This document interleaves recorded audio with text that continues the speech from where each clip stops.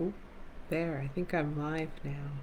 So, like the first time of doing anything new, I think is probably the easiest, even if it's a hard thing. Because then if anything goes wrong the first time, the second time is really hard because you're just like, ah. So, I had some weird comments on that last live I did. I don't know. The person didn't reply when I talked to them. And then I had some other weird comments. Anyways, whatever. I'm back. And I'm gonna actually take these off. I don't think I need them. The boy is in bed for the night, and my husband's not home yet, so I'll do as much as I can until he texts me, and I have to start getting supper ready. I do have a dog running around, so you may hear that. I hope not too much. But I'm going to continue reading. And I'll be highlighting things that I need to tweak as I go along. So if I kind of pause every now and then, just don't mind me as I fix my hair. If I kind of pause every now and then, that's why. It's because I'm actually working on it as I'm doing this video. Kind of killing two birds with one stone. And yeah, enjoy. If you missed the first scene, go back to my video from this morning and you can watch the reading of the first scene there, and then you can come back and watch this one later and catch up. After you've caught up, you can come back and watch this one later. Yeah, and I have it set. I'm just a mess tonight. I have it set so that only my followers can comment. So if you stumble across this and you're enjoying listening and you have something that you would like to contribute, even if you just want to start up a conversation, yeah, hit the like and follow button, and then you can comment, or you can, in this one or in future ones, I don't know how long I'll read for, but anyways, we'll get started so that we can get something done. Maybe finish this chapter and get on to the next chapter. All right. Aether watched through the brass ring of his spyglass. He knew they would be there. Warm summer breezes kissed the back of his neck. His skin was bronzed from hours in the sun. The dark tan made his hazel eyes, framed by thick dark lashes, stand out. A long and narrow nose, with nostrils that flared when he was angry, divided an even face with a strong and stubborn chin. He couldn't smile without one corner of his mouth lifting slightly in a lopsided way that forever said he knew something nobody else did. It was almost always true. He had made it his life's work to know things others didn't and find things others couldn't. It was how he accumulated wealth. It was how he secured his own form of power. He swaggered in the way most seamen did, but with a boldness that told people he had power and no qualms about using it.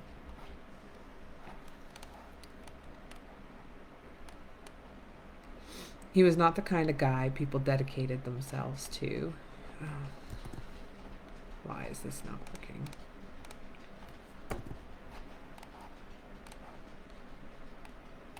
He was not the kind of guy people dedicated themselves to. He was someone people flocked to for a good time and hopes of gain. But they didn't stay long because it was painfully obvious that he only cared about one thing: himself. He didn't think only about himself. There were a few things he cared deeply about, that he desired with a greed that consumed his every thought. That's a weird sentence. It was one of those things that brought him here, straight from Queen Temizra's dark waters to Esmeralda's doorstep, to watch and wait. If he got what Temizra asked for, he would get what he wanted. Temizra had warned him that Esmeralda would strongly resist. It wasn't news to him. The woman had never liked him. Now that he was here, however, doubt prickled at his skin. Esmeralda was notoriously stubborn and wickedly ruthless. He'd been hesitant the last time he had to deal with her. The hesitance was back. Esmeralda had been returning to the same spot every full moon since he brought the baby to her.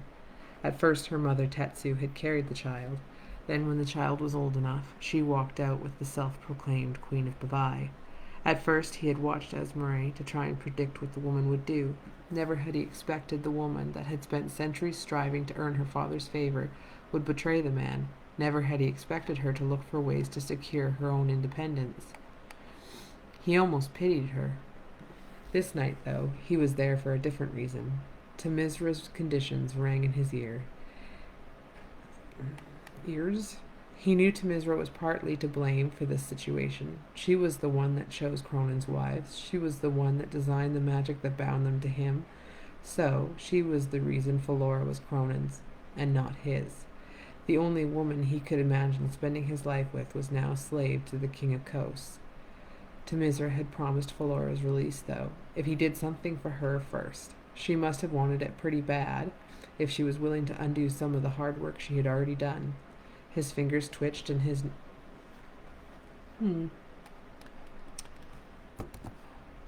This highlighter is not working. Maybe need a new one. It's funny because it's the highlighter from Microsoft Word. Anyways, his fingers itched and his neck tingled with excitement. This would be a new challenge. Many times he had chased the girls, but never had there been a more serious angle to the hunt. Guilt tugged at his conscience. He tried to swat it away, but it persisted. It just confused him, feeling guilty, and he didn't like being confused. He felt guilty for what he was going to do to this girl Temizra had chosen. He felt guilty for loving Falora in the first place, but why would he feel guilty for that? An image of cinnamon-colored hair floated up in his memories. He didn't understand why, but it made the guilt worse. He shrugged it off. This was for something he really wanted. If he did this, he would get back what Cronin stole from him, and he could do it without picking a fight with the dark courts. Too many of his best business deals were made in the dark courts. He could not afford to alienate them. He turned his attention from Esmeralda. The woman had been livid. He could tell from her statuesque looming over the moonlit ocean. He knew why, too. The girl was late. When the young woman finally arrived, he was amazed Esmeralda didn't strangle her with Coat. When the queen maintained her composure, he knew the girl was important to her. That would complicate things. He didn't know exactly what the girl had done. He'd been watching long enough to know she'd been on the balcony earlier and had found a dead body on the beach at the cliff's base. He suspected she went to do something about it when she disappeared. It's a weird sentence as well. When Esmeralda left the balcony, without her power renewed and the girl completely crestfallen, he felt there was an end. There was a moment of worry. If Esmeralda was too attached to the girl, it would be impossible for him to convince the queen to hand her over. Now, though, the girl had conveniently messed up, and big it would seem. I think I'm going to change this. We're talking about the girl, all through these, 4 or 5 paragraphs, and then down here, he knows her name, so there's no reason he should be talking like that. Anyways. Now, though, the girl had conveniently messed up, and big it would seem. He watched as she turned so that most of her body was no longer on the cliff, but only perfect balance kept her from plummeting to the ocean. Her black hair was a mess of wild curls that fell past her shoulder blades. She was a thin thing, but she moved with stealth and skill. His breath caught when she fell backwards towards the ocean, hundreds of feet below. Dia Maya. Pilgrim had told him that was her name, the calm within the storm. He laughed as she turned and tucked her body into a flawless dive.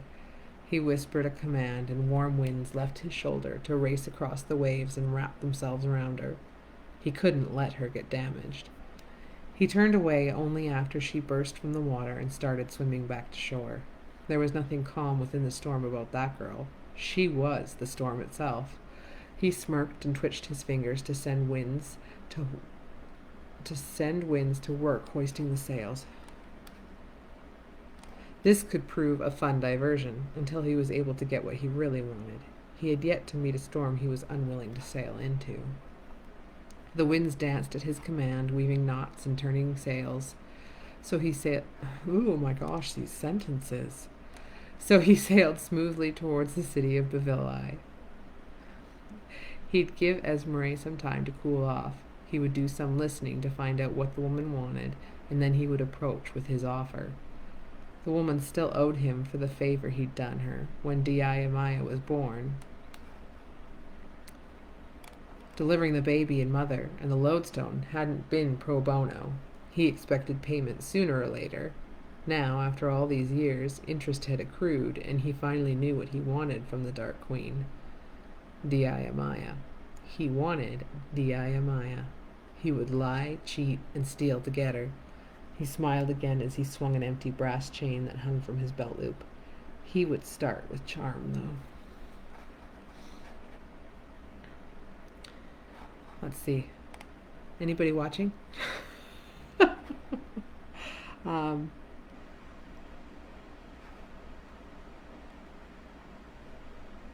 I don't know. I have to do something with the frame rate, but I don't know how to do that.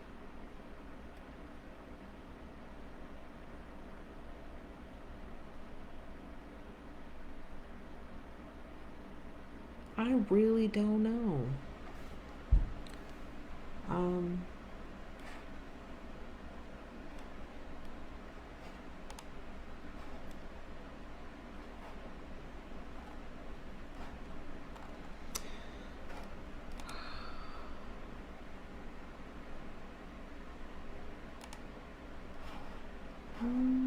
Well, whatever. I'm gonna carry on.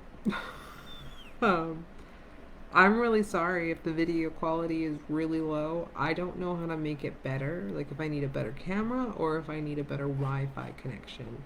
I'm not sure what the issue is. I'm not that savvy on these things. So I'm just gonna keep reading, and you guys can, maybe one of you guys knows why it sucks. If anybody's out there, just if anybody out there knows and is watching and cares. Anyways, whatever.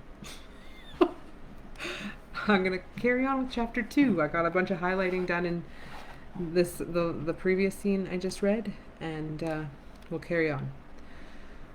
Chapter 2.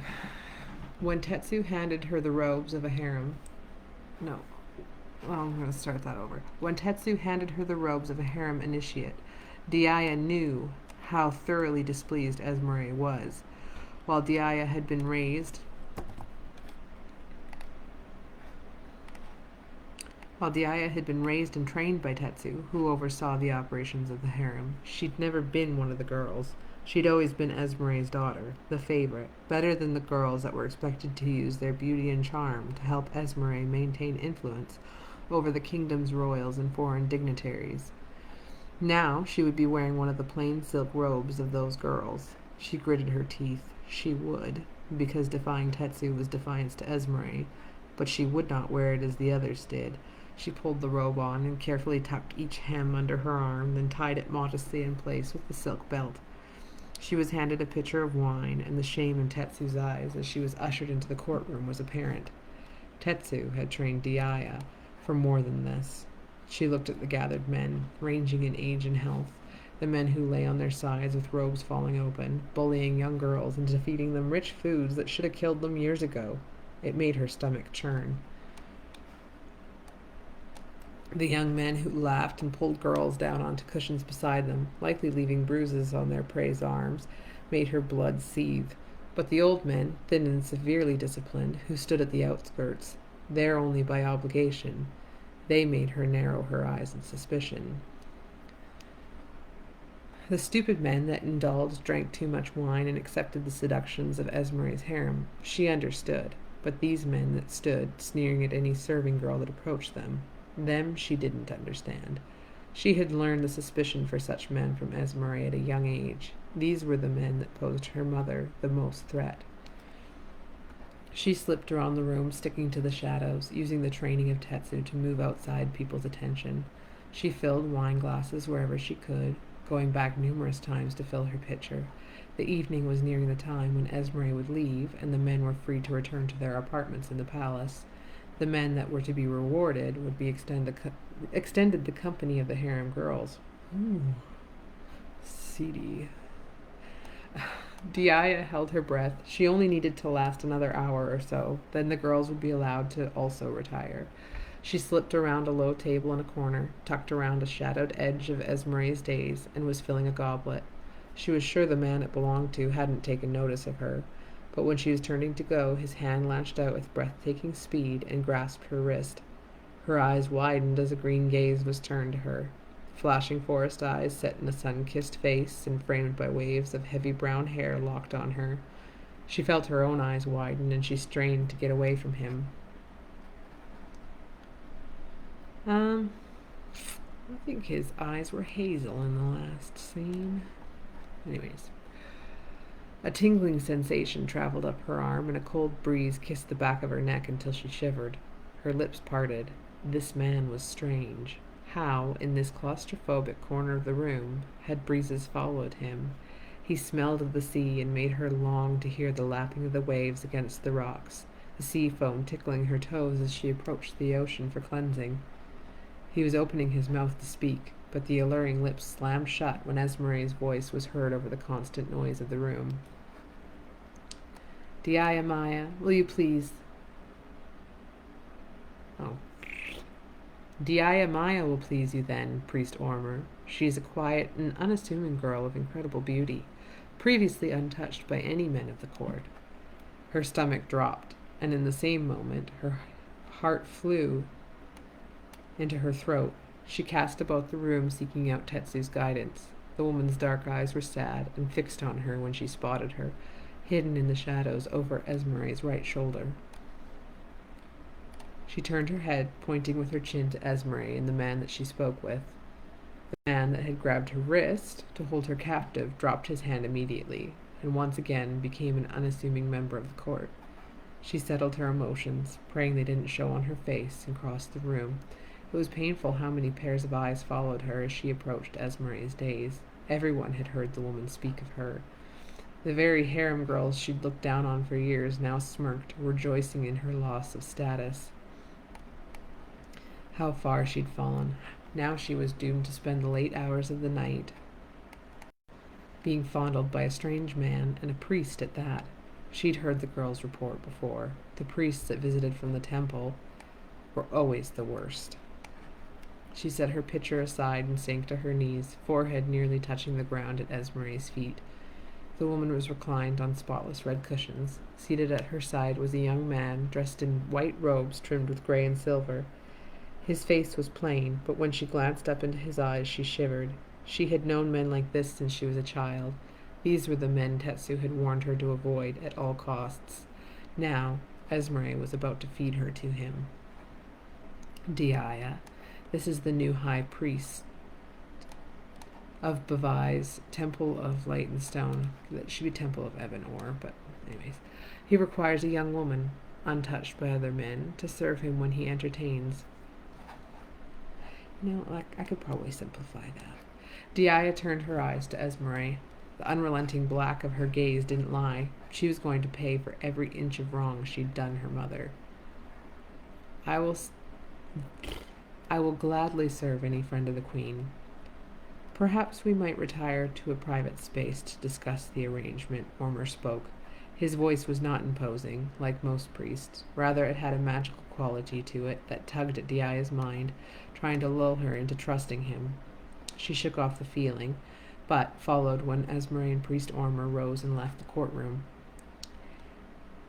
If she could serve her mother by serving this man, perhaps earning his trust and satisfying any agreement between him and her mother's throne, then she would do it to the best of her ability. That's a terrible sentence.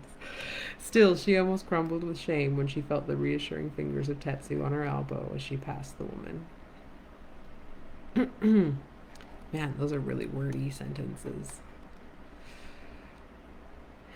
Aether watched her go with regret. If he'd caught her attention earlier in the evening, as he'd planned to, he could have lured her away.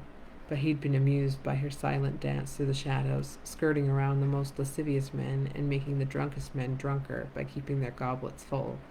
She disturbed none and was seen by very few. Those that did notice shrugged their shoulders, turned off by the modest wearing of her robe. He had noticed, though, and had been almost overcome with desire when he noticed when his winds kissed at her skin. Okay, that sentence needs fixing. Skipping around her with glee. His effect on her was obvious, too. His younger self would have rushed her away into a dark corner the moment her lips parted, but he had learned control and playing the long game required an immense amount.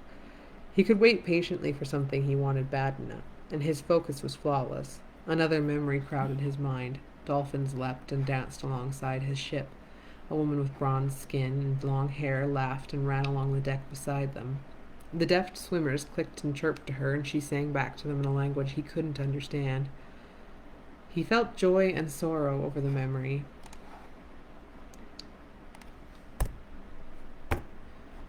But its significance and who the woman was to him fuzzed out and got hidden behind a pink cloud. He pinched the bridge of his nose and shook his head, trying to get rid of the distraction.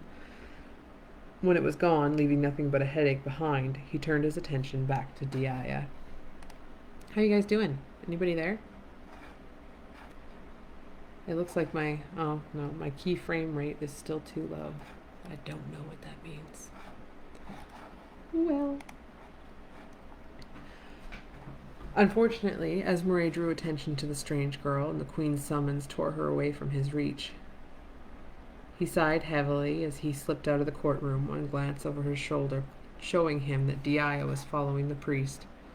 He gritted his teeth. The priesthood had always irked him. At first, it wasn't what they did. When the priesthood was first established, they ministered to the sick and poor. Even Aether's twisted mind knew that was a good thing. Someone had to do that work, but he despised the man they followed. The exile. Gershom, the self-righteous warrior that had stolen Aether's most valued trinket. But, since Gershom's focus had turned from the priesthood to military matters, and now rebellion against Queen Esmeralda, the priesthood had become a corrupted political power in Bivalai. Okay, so that's a really big, beefy paragraph. I need to fix that. As he slipped through the shadowed corridors of the palace, a plan formed in his mind. He followed the scent of the ocean until he was on the walls. The wind, the slave to his command, was solid under his feet as he stepped off the wall. He rowed it from the palace above the crashing waves to where his ship waited in the bay, where Dee would be assigned to serving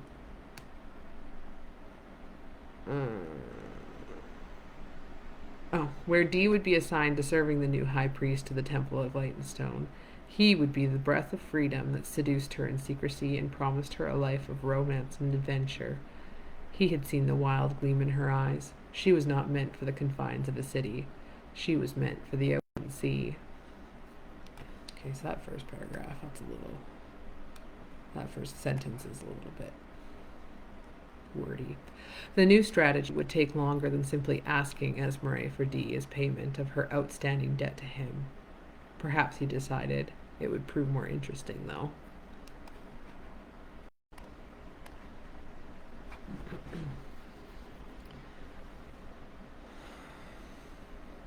This is kind of where the wheels fall off. I don't know if I like the direction this went.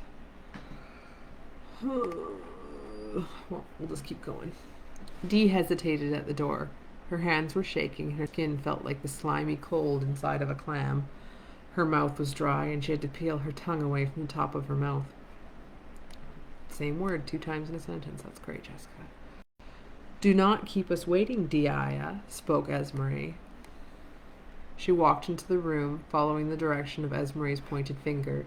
She knelt before 2 chairs, where Ormer and Esmeralda had already seated themselves.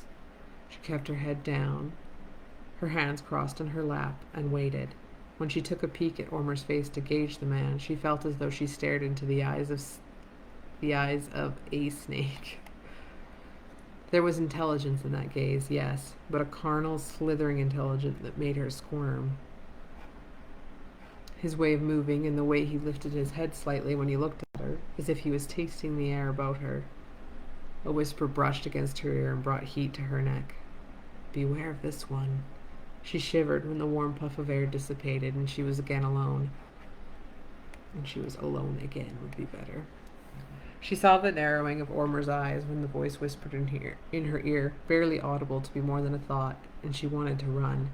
Never had anyone taken notice of the breezes that had spoken to her since infancy. Could he have noticed the mystic quirk that followed her throughout every day? It couldn't be possible. Not even Esmeralda had ever taken notice, and she was a sorceress. Okay, so that's wrong.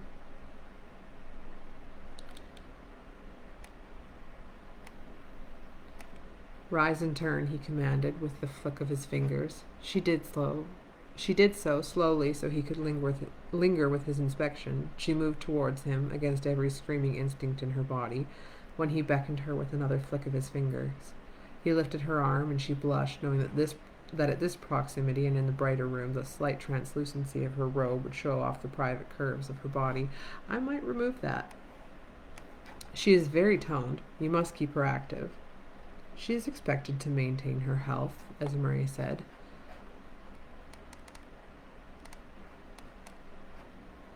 Who is talking right there? Okay. D, still avoiding eye contact with Ormer and Esmeralda. No, that's not right. But she noted every nuance of their voices. Just as much as she was being inspected, the two of them were gauging each other. She's always listening, isn't she? He asked as he waved her away. Always, Esmeralda replied, her voice barely more civil than a hiss. Always Dee had been schooled by Tetsu to listen, and always Esmeralda had drilled her on what she'd heard. At a young age, she'd learned that she was the body that listened and reported back to Esmeralda from the places where her shadows couldn't reach. Yet she never understood why Esmeralda thought the reports she brought back so important. That will be of service to us, Esmeralda, Ormer stated, and Dee detected his amusement when Esmeralda bristled at his offhand use of her given name. How so? She asked, as if she hadn't a clue what the man planned. We both want the Evan Met away from the rebels. With her listening in the streets and in the temple, she can inform us of its location or motives. Esmeralda nodded her head. She knew what the man spoke of, but Dee was lost. What was the Evan Met? Why did they want it away from the rebels? How was she supposed to find it? Ormer narrowed his eyes at her again. You will dress in all black and wear the widow's veil. Every day you will walk through the streets of the city, listening. You will take different routes, but always you will arrive at my temple and you will tell me what you have heard. Then you will return to the queen and report the same to her. She could have collapsed with relief. She would not end up a sex slave to this poisonous man. For now, her body would remain hers. All they wished for was the whispers that she specialized in catching and remembering. Now get out. He spoke the command, but she glanced at Esmeralda for its confirmation. The woman shifted her eyes to the door, and she accepted the dismissal. When she was free from Ormer's lazy gaze, she breathed a sigh of relief, and immediately made her way to her safe place. When she was on the highest wall of the palace, her feet bare on the cold stone, on the outside of the wall before her was the sea and deathly rocky shoals. To her left and down hundreds of feet was a lush garden. She closed her eyes and focused on the sound of the sea and the birds in the garden. She felt the comforting winds tainted by the headiness of rich foliage and the coolness of sea spray wrap around her. She bowed to the voice that sighed in her ear like a promise, and then began her routine of stretch, strength, and balance.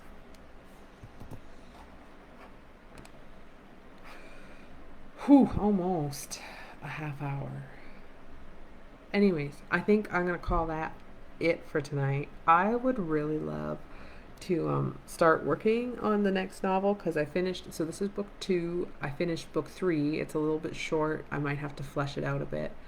I would really love to start working on book 4. I've got a couple of ideas for another. Well, I've got a lot of ideas. The problem right now is deciding which one to go with first, and then deciding which order to publish everything in, I guess. Anyways, this is just, I wanted to do these little videos, if anybody watches them, just as an extra treat for people who like the stories I write. I know I'm really slow in publishing, so until I get it published, here's something to keep you interested. At any time, I might take these videos down because